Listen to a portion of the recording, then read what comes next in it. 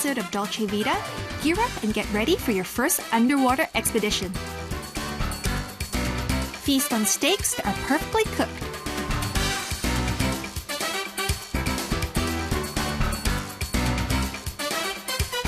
Learn how to strike a cool yoga pose even if you're a beginner. And discover nutritious, healthy yet delicious new vegetarian recipes.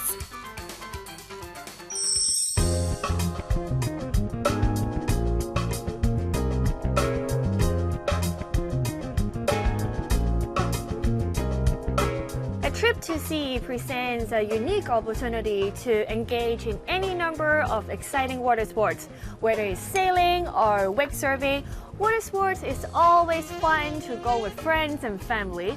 To me, I think scuba diving is the most exciting and adventurous water activity, as it gives you access to underwater world in a way nothing else can. So, before we start our journey, let's learn and discover the basics with the expert.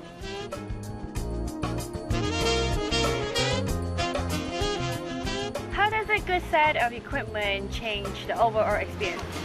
A good set of equipment provides you with warmth, flexibility, and ease.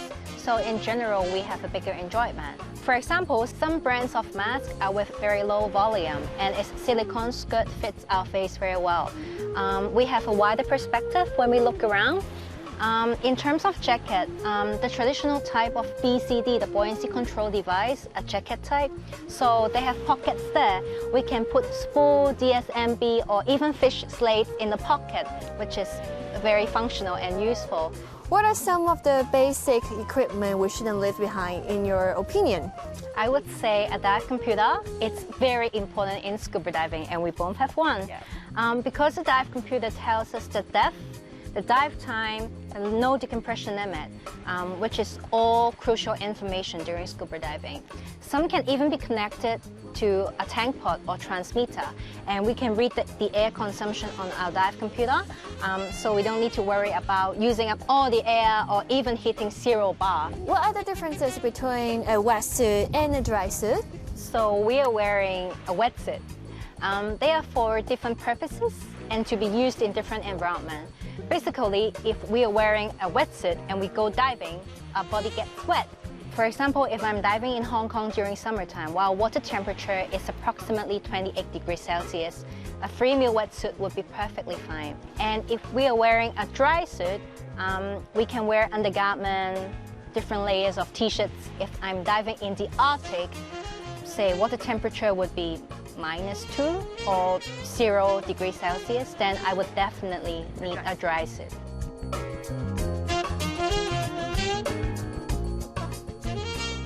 Apart from its functionality, how does the design of a wetsuit change the diving experience? Some people care about the design and whether they look cool, they look sexy in a wetsuit. Some new design wetsuits are made in France. Its 3D cut fits our body shape very, very well. And it fits you so well that water doesn't go in, so it keeps you warm as well. You can also choose to add crystals on the collar to increase the glamour and the elegance. How has the technology helped us to create a smooth and fun dive nowadays? Some people enjoy using a DPV, a diver propulsion vehicle, or also known as the underwater scooter. So it helps increase the range when we are underwater.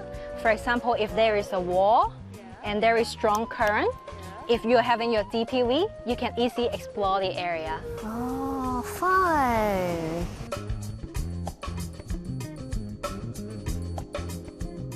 A lot of people love taking underwater photo while diving. How does the photography equipment help us in taking a nice underwater photo? Nowadays, a compact camera can be very budget, so you can take videos and photos with it.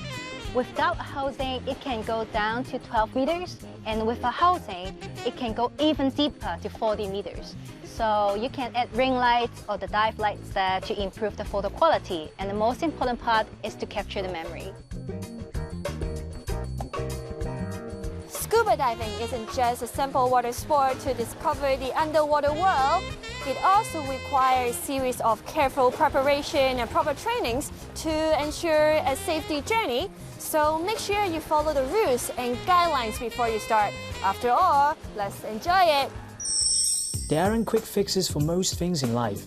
It takes time and sacrifices to gain experience and build up expertise in most fields, especially in the culinary world. And that's especially the case when it comes to learning culinary skills. Take making burger as an example. It might seem easy to handle the patty, but if you made a mistake during the mixing and shaping process, it'll give you a hard time during the cooking process. A lot of people ask how to cook a perfect steak. Well, things get even trickier when it comes to steaks. From choosing the right cut to monitoring the grill temperature, every little step counts.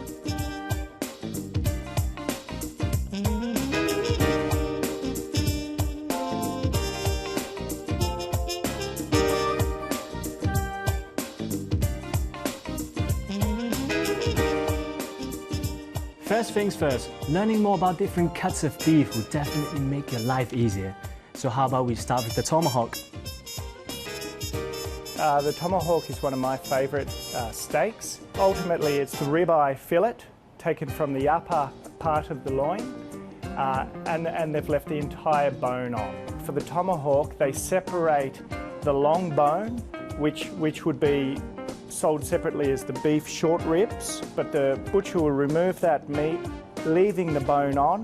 Then we French the bone, so you're getting this beautiful rib-eye fillet, and you're getting the dramatic appearance of the long bone on. So quite a statement when the guests receive it in the dining room. Best way to cook tomahawk steak, so I would remove it from the chiller well before I cook it. Allow the temperature to take the chill off it. This is also when you get the meat, which is closer to the bone, will stay cooler while the outside of the steaks may overcook. Okay, so get it to temperature, number one. 2, seasoning, simple sea salt and cracked black pepper. Once it's seasoned, we charcoal grill it. We would cook it for 4-5 minutes each side to get that nice, what they call the caramelization, the technical term, Maillard reaction, which is when the sugars in the protein start to caramelize. So once we have a great caramelization on the steak, we transfer it from the charcoal grill and into an oven or broiler. We use a broiler. This allows more gentle and even cooking throughout the muscle throughout the steak. Once it's cooked, rest the steak for 10 minutes. This allows all the juices and all the muscle to relax and the juices to redistribute into the steak. The resting process is integral to it. A mistake a lot of cooks at home might make is they'll take the beef out of the oven, they slice it straight away, and I'm sure anybody watching this will know all of the juice and all of the blood runs all over the plate and they think it's overcooked. So resting the meat will avoid that from happening.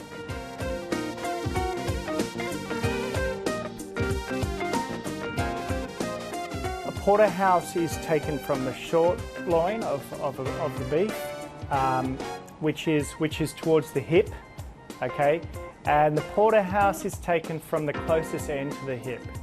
And why? What defines it is because that's where the tenderloin is the biggest. Now, a porterhouse is made up of 2 primal cuts connected by the vertebrae, and those 2 cuts are the sirloin and the tenderloin. So as it moves from the hip side towards the ribs, the tenderloin tapers in its size, and that's where you get to the T-bone. Definition of a porterhouse is the hip side of the short loin, and that's because that's where the tenderloin is the biggest. We find that a wooden board gives a very primal and rustic and bold presentation for the larger steaks, maybe the tomahawk or the porterhouse. But the benefits of a ceramic dish, a nice, maybe large-sized ceramic dish, is that you can keep the dish at 80 degrees, so you can keep the dish hot, and the steak will then stay hotter longer at the table. If we are to present on a wooden board, we then give the guest a very, very hot individual plate where they might share from. It's purely personal choice for aesthetic reasons. Learning the tips to prepare each cut of beef and make the best of it is just like how we live our life to the fullest. Another important about life is we got to live in the moment. So I say we should enjoy what we have right in front of us and dig in.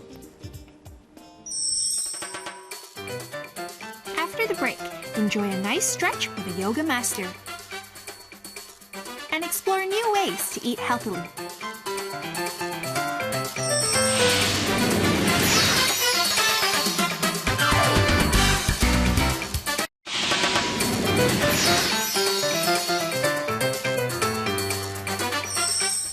Images of celebrities and supermodels striking different yoga poses are everywhere on social media these days. You just can't deny that both their slender physiques and amazing yoga poses are eye-catching. So when it comes to getting active these days, it's hard to miss out on yoga. Handstand, crowd pose, flying warrior. To be honest, all these poses seem a little bit unreal to me, as I'm naturally quite inflexible and stiff. But you know what? I've decided to not let inflexibility interrupt my flow. And if you see eye to eye with me on this, then there's someone I'd like you to meet.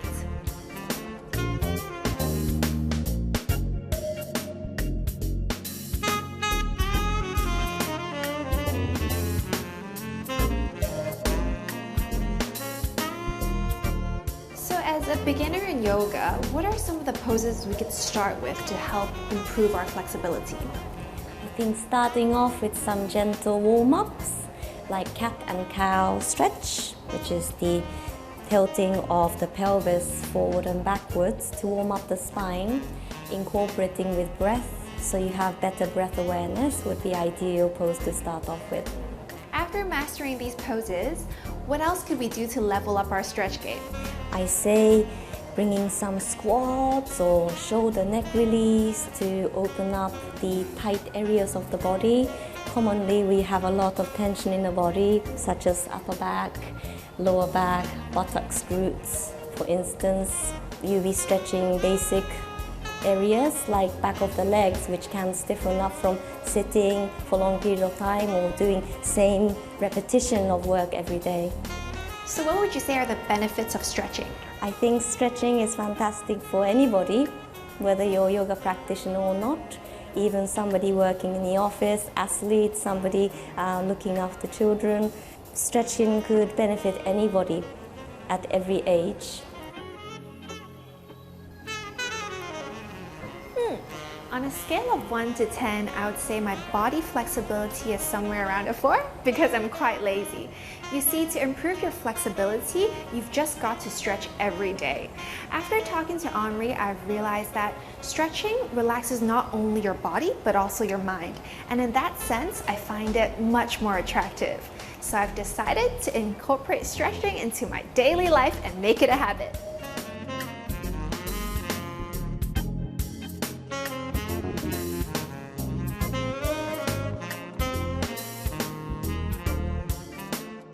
Yoga has become a large part of my life, and through my long-term injuries to pregnancies that I went through, it helped me so much. And yoga is to find balance in everything. And so for me, being a mother, daughter, a friend, it's very important for me to keep practicing because it makes me a better person.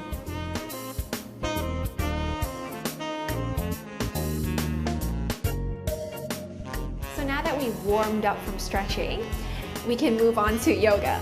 How would you say yoga is different from stretching? You can stretch randomly by force or watching TV or movies, just going but you could hurt yourself because you don't have the awareness. In yoga we use our breath as ways to connect with our body more deeply. So while you're stretching, you're incorporating breath to go deeper.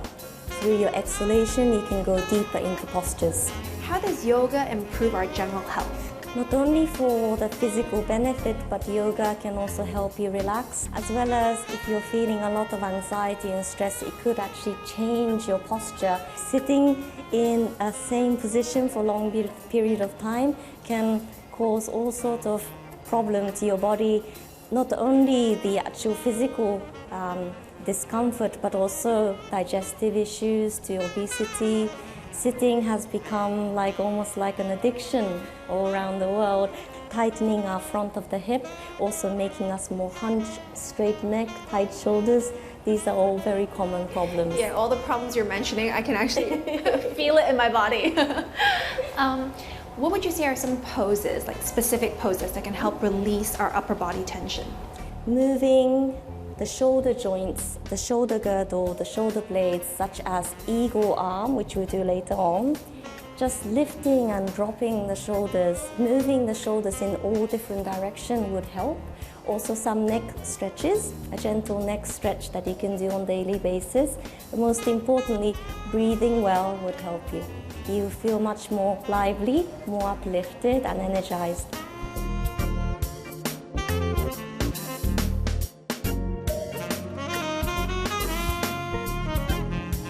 Namaste. My usual workout routine consists of a lot of cardio and some strength training. I usually like to go dancing or go to the gym or jog. But yoga comparatively is more slow-paced, so I was never really hooked onto it. But after Henri's class today, I realized it had so many benefits. I can sleep better after feeling more relaxed. So you know what? I'm gonna start yoga.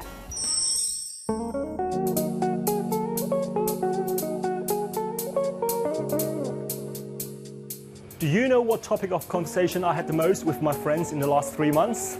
Yep, it's how to stay healthy. I think during this very special time, good health is just on everyone's mind. I totally agree. And for me, maintaining a balanced and healthy diet is the very first step to improve one's health. Just like the saying goes, you are what you eat. I just know I'm talking to the right person. So Janice, how about you make the call today? With the climbing temperature and humidity levels lately, I think I can really go for something light and simple. Maybe something vegetarian. Plant-based cuisine often comes with a healthy yet not so satisfying label. But more and more chefs are not playing up to that stereotype. They continue to create a variety of meat-free dishes, bursting with exciting flavors. Now you can eat clean and eat green without compromising the flavor and sensation. Take this veggie wrap as an example. The wrap is made with spring roll sheet and it features a variety of greens including pickled cucumber, beetroot, shiitake mushrooms, and cabbage. Every bite is crunchy and juicy. What a refreshing appetizer to start with. Snacks made with salted egg yolk have become a new temptation that only a few could resist. But if you'd like to keep things healthy, here's a lighter alternative for you. Fried cauliflower with salted egg yolk, braised mushroom, and sweet pumpkin puree. Janice, I really like this cauliflower dish. The sauce is so special. It's actually made from pumpkin puree and salted egg yolk. It's very satisfying in terms of taste and texture. I almost forgot it's vegetarian. Yes, and you know what? Cauliflower is a very versatile ingredient to work with, and especially for those who are on diet, it's a very good choice. I'm a big fan of cauliflower too. I actually like to make them as vegetarian style of buffalo chicken wings.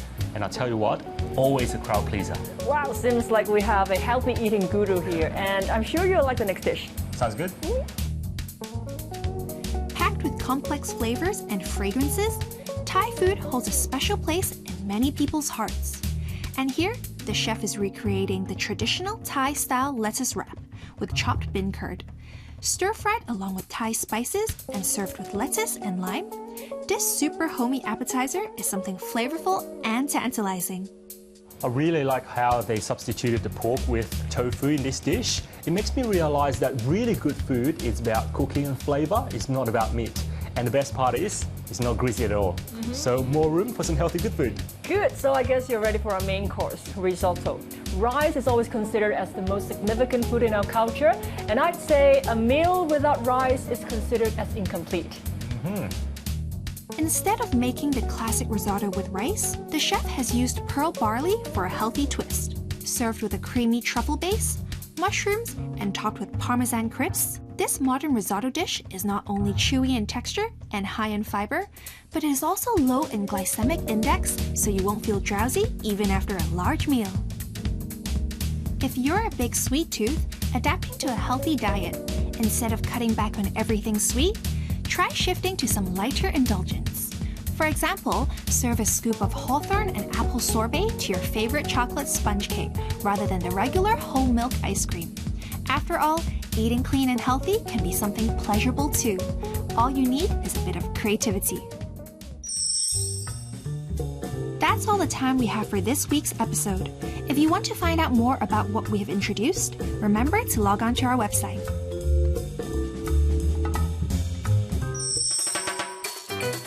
In the coming weeks, continue to enjoy all the beautiful things in life. Besides having an impressive teppanyaki feast that delights all senses, we will also catch up with the latest home decorating trends and find out the patterns, motifs, and colors that suit your home. And we will also appreciate the magnificent craftsmanship of Kashmiri Pashmina shawls. Join us again next time for ways to be happier, healthier, and enjoy life more.